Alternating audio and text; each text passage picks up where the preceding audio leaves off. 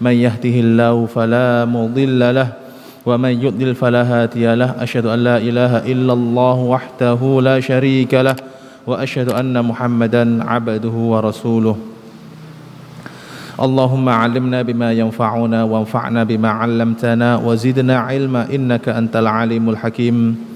Alhamdulillah wa syukurillah ayyuhal muslimun wal muslimat. Dalam kesempatan malam hari ini kita dipertemukan oleh Allah Subhanahu wa taala ini yang mana kita akan belajar Al-Qur'anil Karim dan kita telah sampai pada surah Fajr. Qala Allah Ta'ala a'udzu billahi minasyaitonir rajim. Bismillahirrahmanirrahim. Wal fajr walayalin 'ashr wasyaf'i wal watr wal laili idza yasr hal fi dzalika qasamul lidzi hijr alam tara kaifa fa'ala rabbuka bi'ad إرم ذات العماد التي لم يخلق مثلها في البلاد وثمود الذين جابوا الصخر بالواد وفرعون ذي الأوتاد الذين طغوا في البلاد فأكثروا فيها الفساد فصب عليهم ربك سوط عذاب إن ربك لبالمرصاد. Qala Allah Ta'ala bismillahirrahmanirrahim wal fajri. Ini adalah surat Al-Fajr. Dinamakan dengan Al-Fajr diambil dari firman Allah Subhanahu wa taala yang ada pada surat ini pada ayat pertama. Al-Fajr artinya adalah waktu fajar, terbit fajar, ketika petangnya malam tersingkap oleh cahaya fajar. Surat ini termasuk surat Makkiyah, surat yang diturunkan di kota Mekah sebelum Rasulullah sallallahu alaihi wasallam hijrah ke kota Madinah. Jumlah ayatnya ada 30 ayat. Surat ini menceritakan tentang kondisi orang-orang yang mendustakan Allah Subhanahu wa taala, mendustakan rasul-rasul Allah Subhanahu wa taala, serta kepunahan mereka setelah mendapat azab dari Allah Subhanahu wa taala. Dan juga menceritakan tentang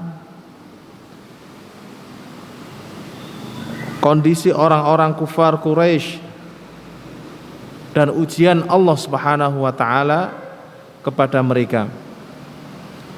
Taib ayyuhal ikhwa wal akhwat rahimani wa rahimakumullah. Qala Allah Ta'ala wal fajri. Maknanya aqsamallahu subhanahu bil fajri. Allah Subhanahu wa taala bersumpah dengan waktu fajar atau dengan fajar itu sendiri. Di sini Allah Subhanahu wa taala bersumpah dengan apapun dari makhluknya sesuai dengan apa yang Dia kehendaki.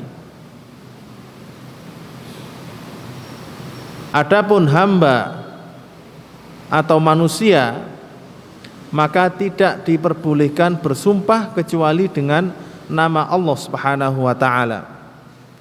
Karena siapapun yang bersumpah dengan selain nama Allah Subhanahu wa taala, maka dia telah melakukan kesyirikan. Diriwayatkan dalam hadis, man halafa bi ghairillahi faqad asyrak. Barang siapa yang bersumpah dengan selain Allah, maka dia telah menyekutukan Allah Subhanahu wa taala. Contohnya orang bersumpah dengan Nabi, demi Allah, demi Nabi, demi Allah, demi Rasul. Ini adalah sumpah dengan nama Nabi Muhammad SAW.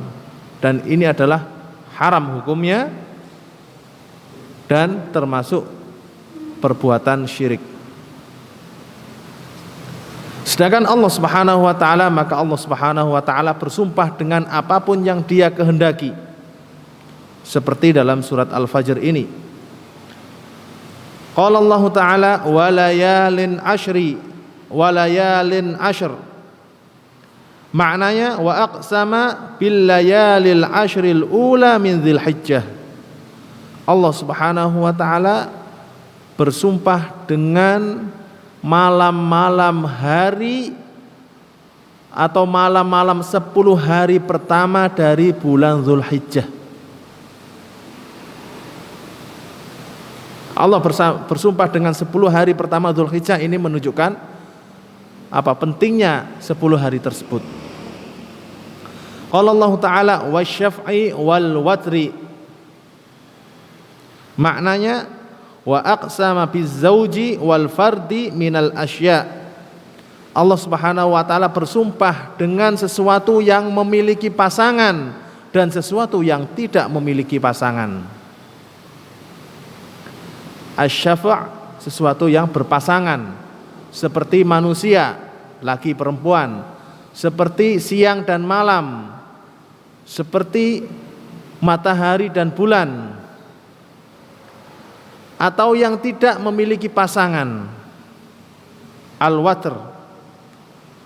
Qala Allah Ta'ala wal laili idza yasr. Maknanya wa aqsama bil laili idza jaa wastamarra wa adbara. Dan Allah Subhanahu wa taala bersumpah dengan malam hari yang datang dan terus-menerus silih berganti datang malam hari tersebut. Yasr itu berjalan atau mengalir atau silih berganti, karena malam itu berjalan dari mulai tenggelamnya matahari sampai terbitnya fajar.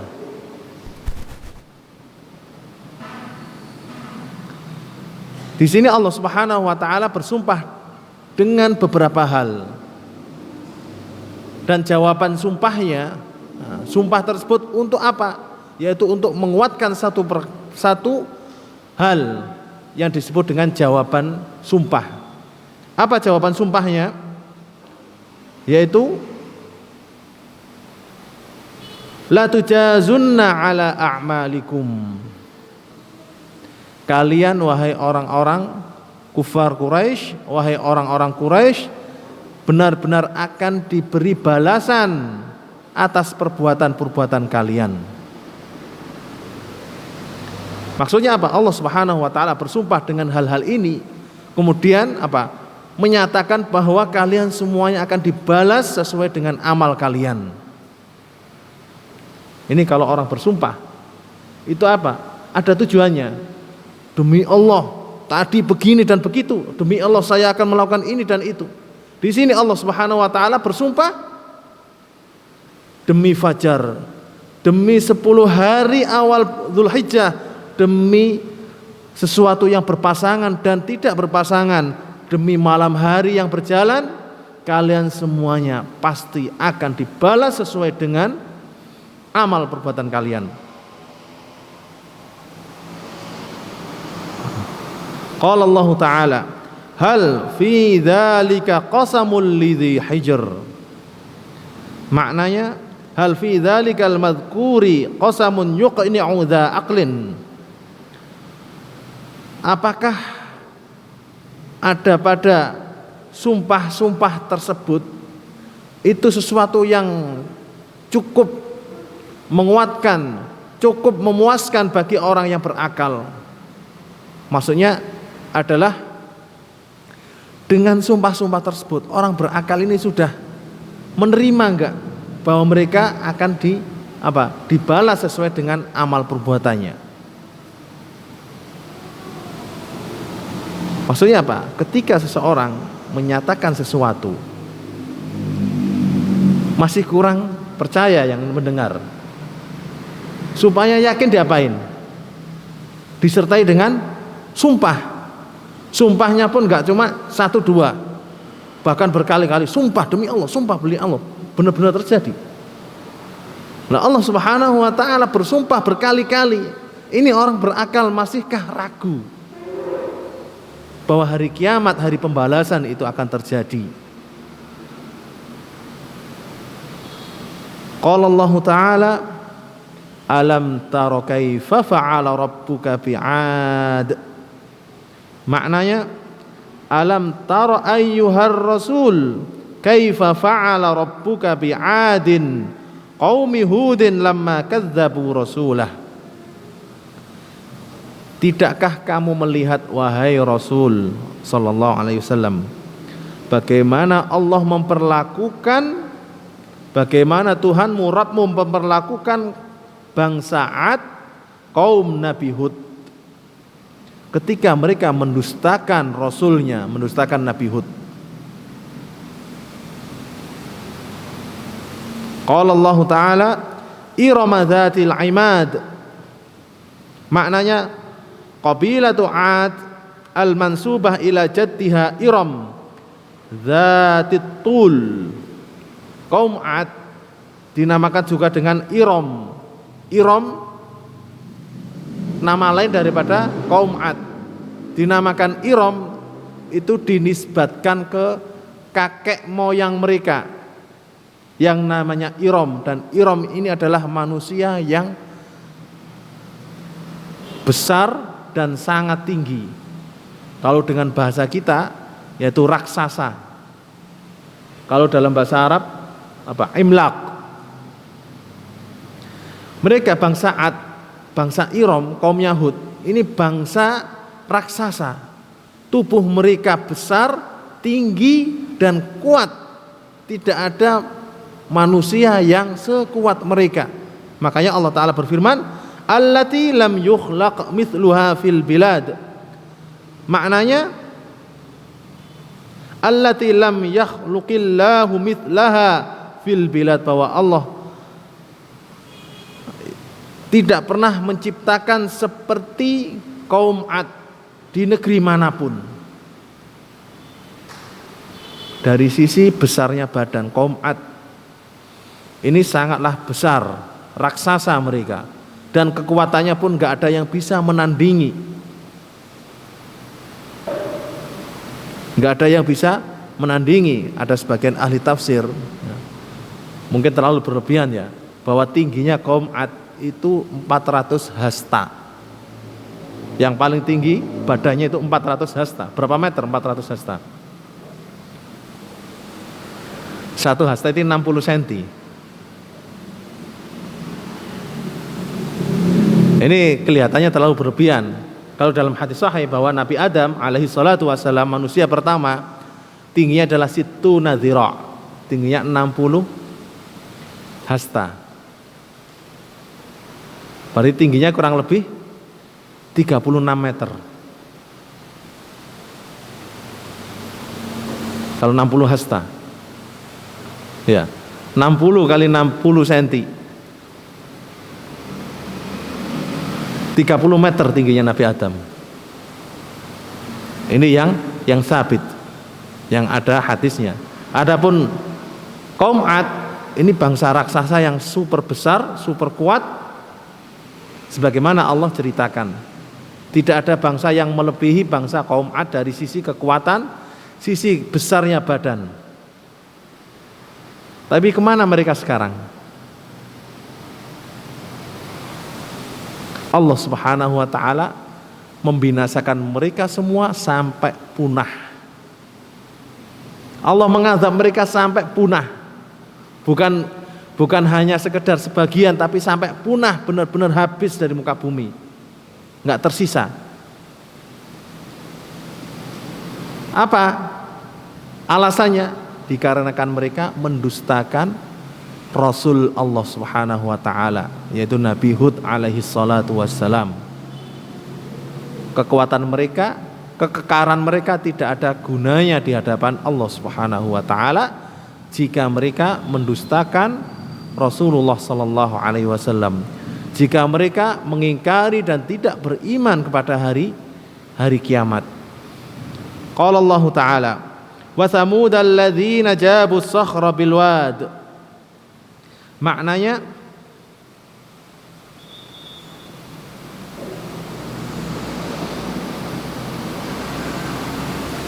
alam tara kaifa fa'ala rabbuka bi thamuda qaumi salih alladzina syaqqu sukhural jibal wa ja'alu minha buyutan bil hijri. Apakah kamu tidak melihat wahai Rasul bagaimana Allah memperlakukan kaum Tsamud, kaum Nabi Saleh, yang mana mereka itu memahat gunung batu untuk dibikin rumah.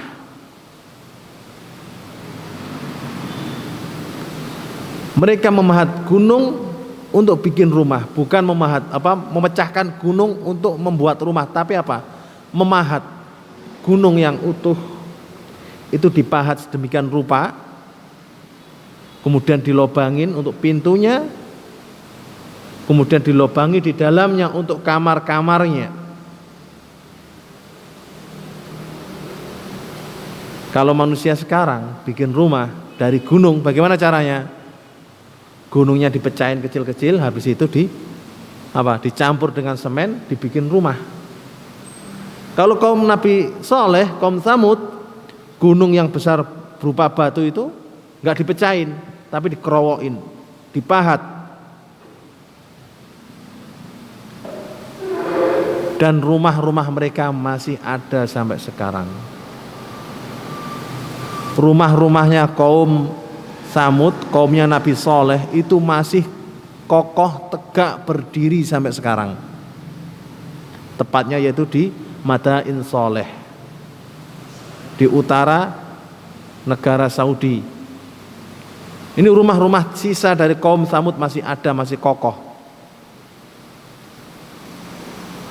Qala Allah Ta'ala wa Tsamud alladzina jabu sakhra bil wad, yaitu di lembah tersebut di Wadil Qura, daerah Khaybar. Khaybar itu kota Madinah, kurang lebih 100 atau 200 km ke utara kota Madinah. Itu di situ ada perkampungan kaum Tsamud. Yang tersisa hanya rumahnya. Kemana mereka? Mereka semuanya sudah sirna, punah. Allah azab sampai tak tersisa sedikit pun. Hal itu dikarenakan mereka mendustakan Nabi Allah, Nabi Saleh alaihi salatu wassalam. Qala Allah Ta'ala wa fir'auna dzil autad. Maknanya, alam tara kaifa fa'ala rabbuka bi fir'auna alladzi kana lahu autadun yu'adzibu bihan nasa.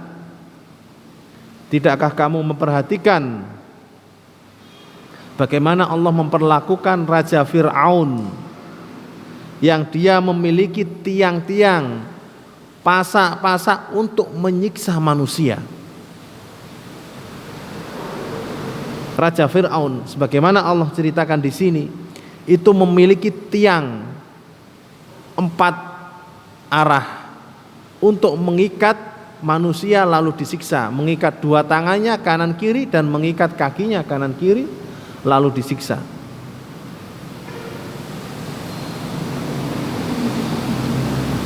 Qala Allah Ta'ala alladzina taghaw fil bilad.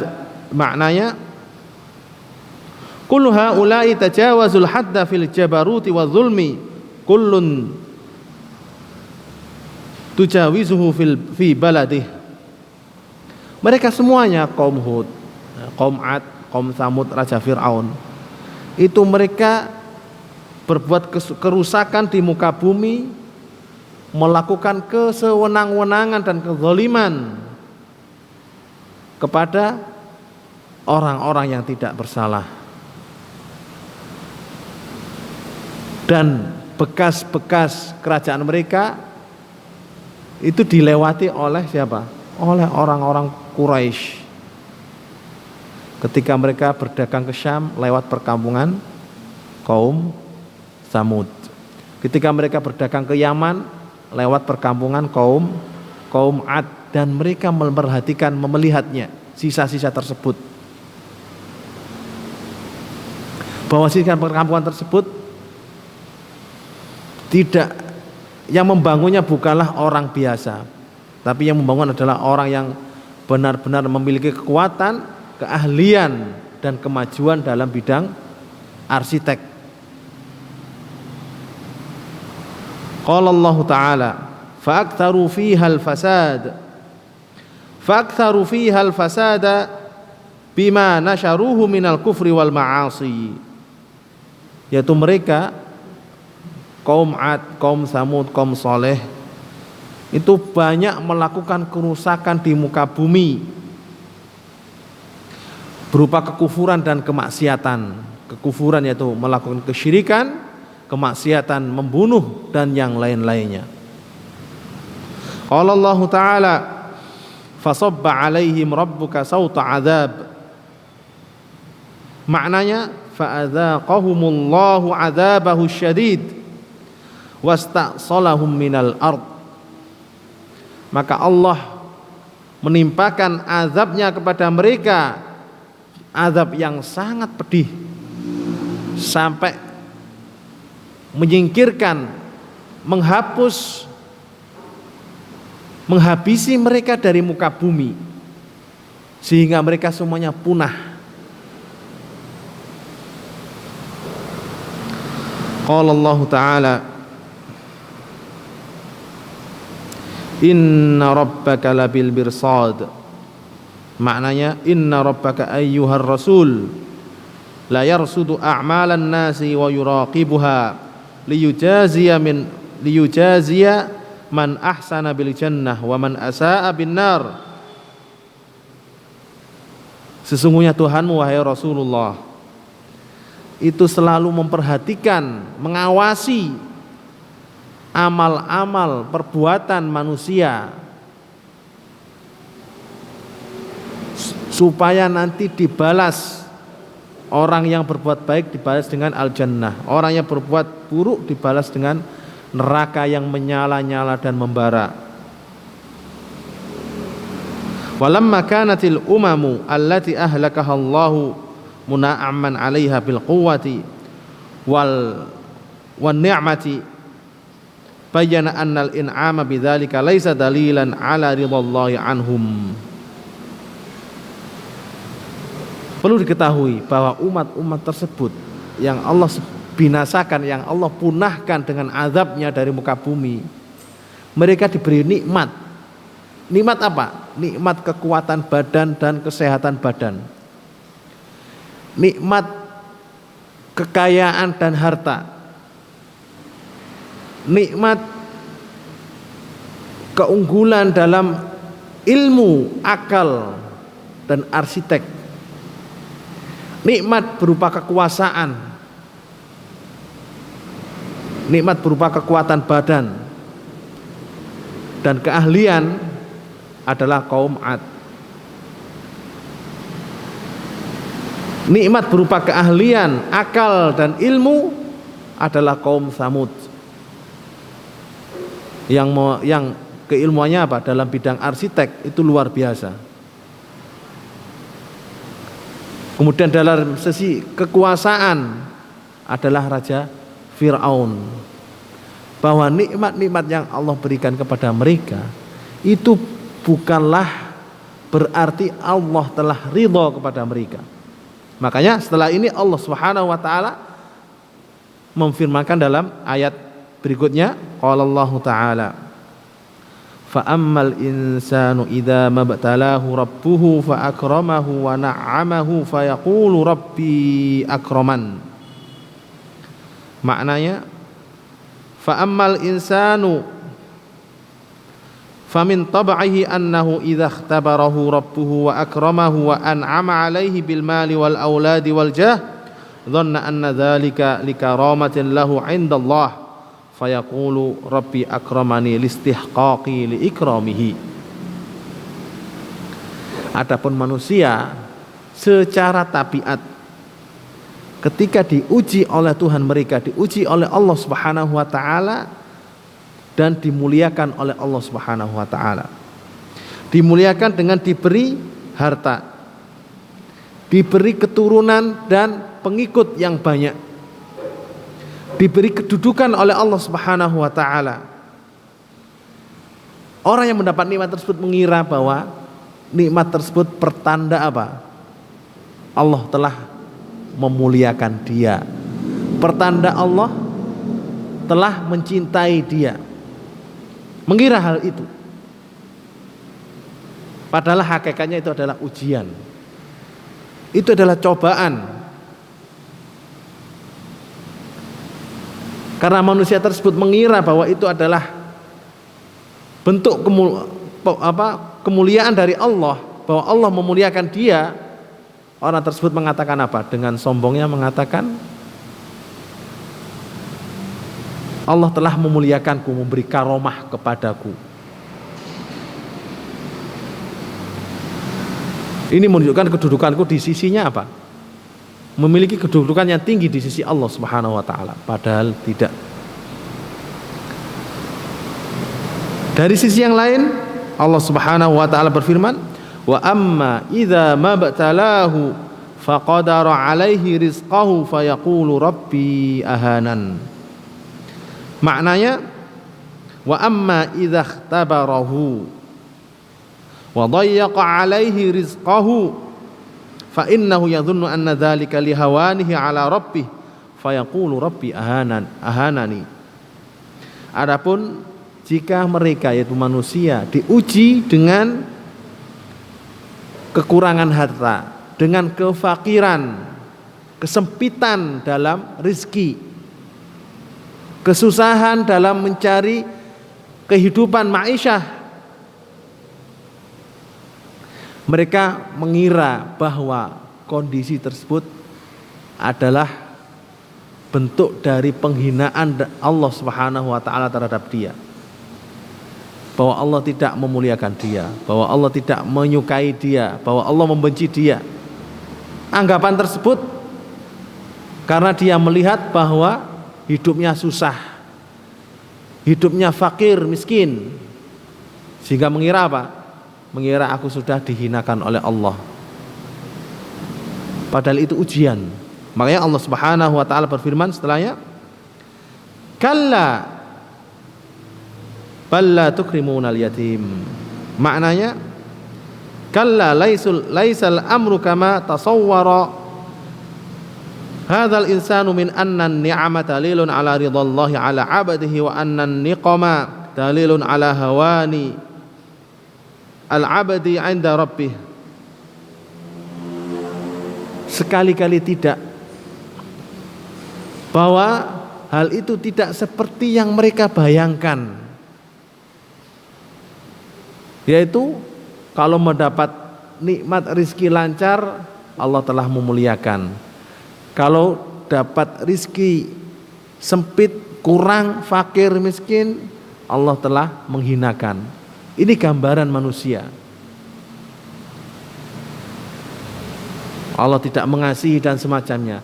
Tidak seperti itu. Karena apa? Kekayaan harta adalah ujian, sebagaimana kefakiran dan kemiskinan adalah ujian. Kalian tinggal milih, kita tinggal milih. Ujian apa yang kita ambil? Kita kaya, ujian. Kita miskin, ujian. Yang lulus hanya orang yang beriman. Makanya Rasulullah SAW mensabdakan apa? Ajaban li amril mu'min, inna amrahu kullahu khair. Kondisi seorang mukmin itu sungguh mengagumkan. Semua kondisinya itu baik. In asabahu sarra syakar fakana khairan lah. Kalau mendapat nikmat, mendapat sesuatu yang menyenangkan, dia bersyukur. Ketika dia bersyukur, maka itu adalah kebaikan buat dia. Wa in asabahu dharra sabar fakana khairan lah. Kalau tertimpa musibah, kekurangan harta, kefakiran, dia bersabar, itu pun menjadi kebaikan bagi dia. Walaisa hadza illa fi mu'min, dan hal ini tidak ada kecuali pada diri seorang mukmin. Makanya kaya miskin ujian dari Allah Subhanahu wa taala, yang lulus hanyalah orang-orang yang beriman. Kalla balla tukrimunal yatim.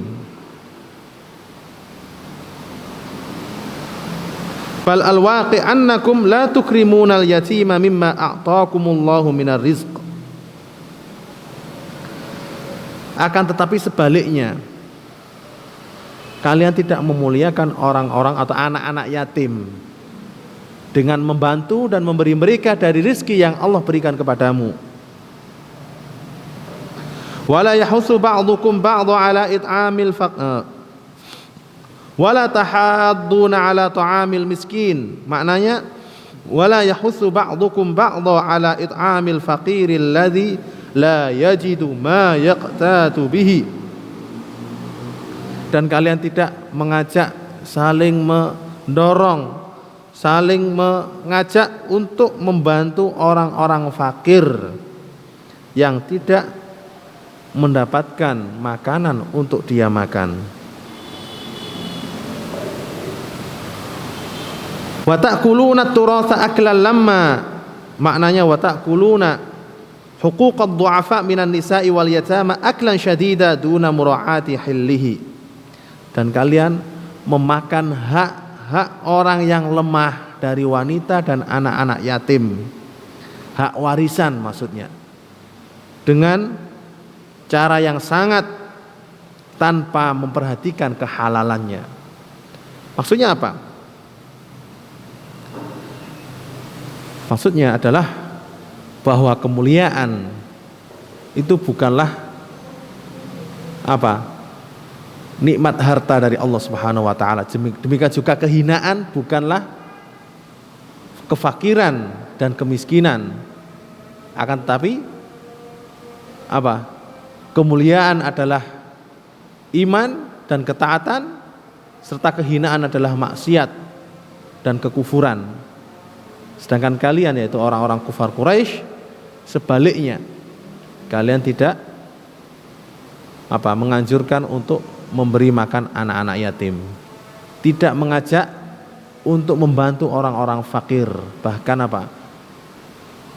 makan harta orang-orang lemah dari harta warisan, yaitu para wanita dan anak-anak yatim.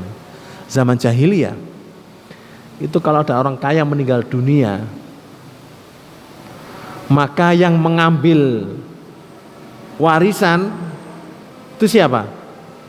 Yang mengambil warisan itu anak laki-laki yang sudah balik atau ahli warisnya yang laki-laki saja yang sudah balik, di antaranya anaknya atau saudaranya.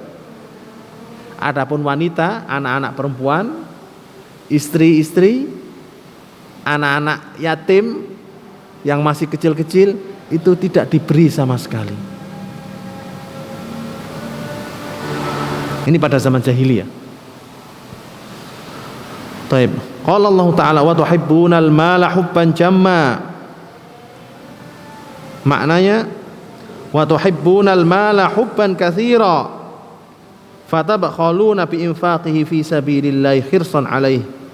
Dan kalian wahai manusia mencintai harta dunia dengan cinta yang sangat, sampai kalian wahai manusia bakhil terhadap infak, terhadap membantu di jalan Allah Subhanahu wa taala. Kalla idza tukatil ardu dakkan takka. Kalla, sekali-kali tidak. Kalla maknanya la yang bagi an yakuna hadza amalukum. Tidak seharusnya wahai manusia ini adalah amal kalian. Tidak seharusnya kalian menguasai harta warisan tanpa memberi orang-orang yang lemah. Tidak seharusnya kalian menelantarkan anak-anak yatim. Tidak seharusnya kalian membiarkan orang-orang fakir yang membutuhkan dan orang-orang miskin yang kekurangan. Karena semua perbuatan tersebut akan dibalas oleh Allah Subhanahu wa taala. Allah taala berfirman, "Idza tukkatil ardu takkan takka." Maknanya wadhkuru idza hurrikatil ardu tahrikan syadidan wa zulzilat. Dan ingatlah, yaitu ketika bumi digoncang dengan sangat dan dibuat gempa sehingga hancur berantakan, yaitu hari kiamat. Qala Allah Ta'ala wa jaa rabbuka wal malaku saffan saffa. Maknanya wa jaa rabbuka ayyuhar rasul lil fasli baina ibadihi wa ja'atil malaikatu mustaffina sufufa. Dan Tuhanmu datang pada hari kiamat, itu datang bersama para malaikat bersof, berbaris. Allah Subhanahu wa taala datang untuk apa? Untuk mengadili serta memperhitungkan perbuatan manusia. Mengadili kezaliman yang terjadi antara manusia dengan manusia, melakukan perhitungan terhadap terhadap kekufuran, terhadap amal-amal manusia yang lainnya. Ini Allah Subhanahu wa taala dalam ayat ini datang. Ini termasuk akidah Ahlussunnah wal Jamaah, bahwa pada hari kiamat Allah Subhanahu wa taala datang, dan ini sifat bagi Allah Subhanahu wa taala, bahwa Allah memiliki sifat datang. Sebagian aliran yang menyelisih akidah Ahlussunnah wal Jamaah mengingkari bahwa Allah Ta'ala datang dan mentakwilnya dengan apa? Yang datang adalah perintahnya, yang datang adalah urusannya yang dibawa oleh para malaikat. Jadi mereka mentakwil apa? Wa jaa amru rabbik, dan telah datang urusan Tuhanmu. Dan ini adalah takwil yang bertentangan dengan akidah Ahlussunnah wal Jamaah.